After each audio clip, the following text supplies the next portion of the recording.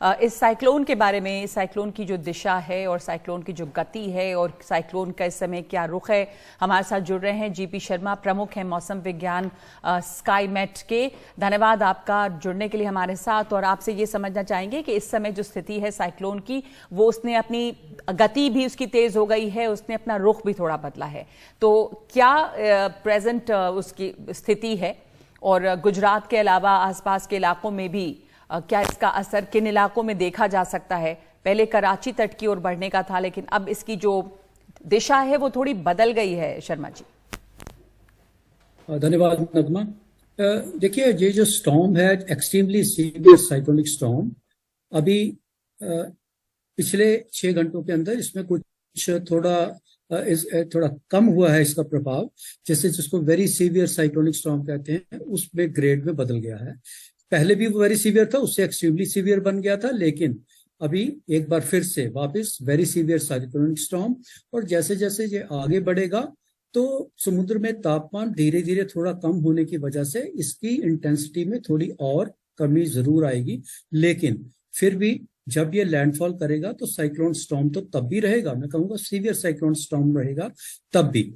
तो इसलिए हमें सावधानी बरतने की तो बाकायदा जरूरत रहेगी। हाँ, जो सिवियर साइक्लोनिक स्टॉर्म होता है उसमें हवाओं की गति जो है वो 100 किलोमीटर प्रति घंटे की रफ्तार से ज्यादा से चलती है।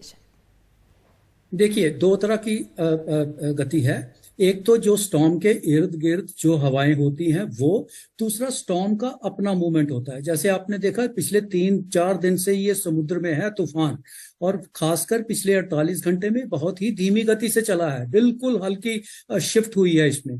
तो इसलिए उसके कारण इसकी इंटेंसिटी बढ़ जाती है। जितना ज्यादा समुद्र में रहेगा उतनी इंटेंसिटी उसकी बढ़ती रहती है, क्योंकि तापमान ज्यादा होता है, और ये इसीलिए एक एक्सट्रीमली सीवियर साइक्लोन भी बन गया। अभी जैसे आपने बताया कि एक परिस्थिति आती है, ड्रिज बोलते हैं उसको, सब ट्रॉपिकल ड्रिज, जब उसके दूसरी ओर चला जाता है तो ये गति जरा पकड़ लेता है, ज्यादा तेज हो जाता है। तो ऐसा ही इसके साथ भी हुआ है। अभी ये जो रिज है, एक लाइन होती है, उसको क्रॉस किया है और अब ये रिकर्व भी किया है नॉर्थ ईस्ट की तरफ रिकर्व करके, इसलिए स्पीड थोड़ी बढ़ भी गई है। जो पहले 5 किलोमीटर प्रति घंटा इसकी स्पीड से लगभग चल रहा था या उससे भी कम, अब लगभग 8-9 किलोमीटर इसकी स्पीड बढ़ गई है, और अभी इससे और बढ़ने की संभावना रहेगी। देखिए, जहां तक सौराष्ट्र का सवाल है, ये सौराष्ट्र का तट से तो थोड़ी दूरी बना के रखेगा। चाहे आप सोमनाथ, पोरबंदर, द्वारका, ओखा, जामनगर की बात करें, उससे तो ये दूरी थोड़ी बना के रखेगा। बहुत सेफ डिस्टेंस नहीं, पर फिर भी कुछ सेफ डिस्टेंस तो रहेगा। कोई डैमेजिंग जिसको कहते हैं कैटास्ट्रोफिक इफेक्ट इन क्षेत्रों में तो नहीं होगा। पर क्योंकि ये रिकव कर रहा है और ये कच्छ की तरफ जा रहा है, कच्छ का जो बॉर्डर टाउन है, ये जो आपने जखाऊ की बात की, मैं उस एरिया में रह चुका हूँ, सर्व किया हुआ है।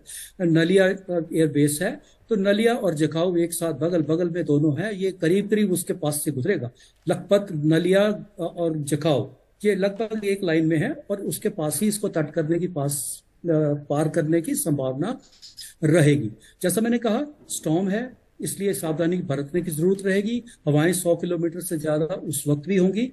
लैंडफॉल हालांकि 15 तारीख को होगा, अभी दूर है, हमारे पास तैयारी करने का समय है, इसलिए सभी एहतियाती जो कदम है वो उठाने चाहिए। लोगों को जरूरत है तो सेफ शेल्टर जिसको कहते हैं वहां ले जाना चाहिए। जो असेट्स हैं उनको सिक्योर कर लेना चाहिए समय रहते।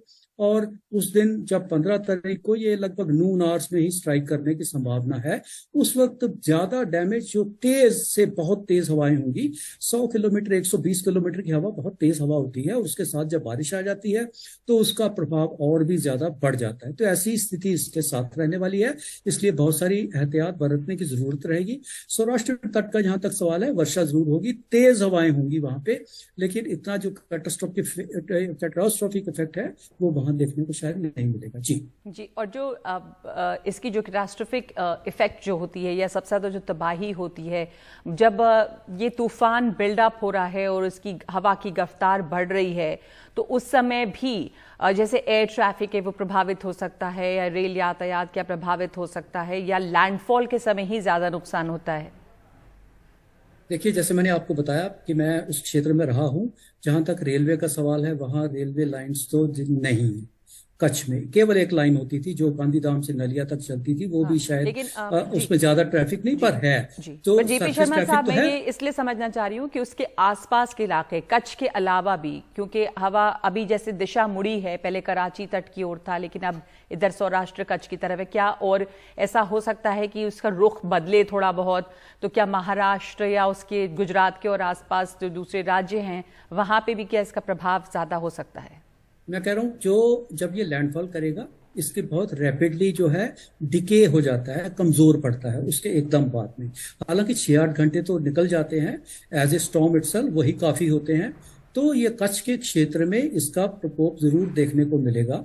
उसमें जो डीप इनलेट, हमें ज्यादा एहतियात बरतने की जरूरत रहेगी। भुज, मांडवी, नलिया, जकाऊ, लखपत, ये जो कोस्ट लाइन है, कच्छ की कोस्ट लाइन है, इसमें हमें इसको ज्यादा असर देखने को मिलेगा। तेज हवाएं भी मिलेगी, तेज वर्षा भी मिलेगी इन क्षेत्रों में, और लगभग 6-8 घंटे तो इसका तेज प्रभाव देखने को मिलेगा उसमें। उसके बाद ये धीरे धीरे कमजोर पड़ जाएगा। महाराष्ट्र में तो इसका कोई सवाल ही नहीं, कोई हमें चिंता करने की जरूरत ही नहीं। जो गुजरात के भीतरी भाग हैं, चाहे आप कैपिटल सिटी जो गांधी नगर कहिए या अहमदाबाद, बड़ौदा, ये जो इंटीरियर पार्ट है, दीसा, पाटन जो क्षेत्र हैं, इनमें हमें ज्यादा चिंता करने की जरूरत नहीं है, क्योंकि वहां तक जब स्टॉर्म राजस्थान तक पहुंचेगा तो काफी कमजोर पड़ जाएगा वर्षा के अलावा, और ज्यादा वहां कोई हमें किसी अंदेशा नहीं है किसी भी इसके साथ किसी और तेज हवा का उसका आने का। लेकिन कच्छ का क्षेत्र लगभग 12 घंटे 15 तारीख सुबह से लेके और दोपहर बाद तक, देर बाद दोपहर तक वो वल्नरेबल रहेगा उस वक्त इंक्लीमेंट वेदर कंडीशंस के लिए। मैं एक बार फिर दोहराता, 15 तारीख सुबह से लेके बाद दोपहर तक। जी जी जी जी, धन्यवाद आपका इस जानकारी के लिए। 15 तारीख को खास करके कच्छ के क्षेत्र में जो है वो तमाम सावधानी की ज़रूरत तो खैर उसके पहले से है, लेकिन उस दिन जब लैंडफॉल होगा और जब तट से टकराएगा तो उस दिन उसका असर ज़्यादा देखा जाएगा, खास करके कच्छ के क्षेत्र में।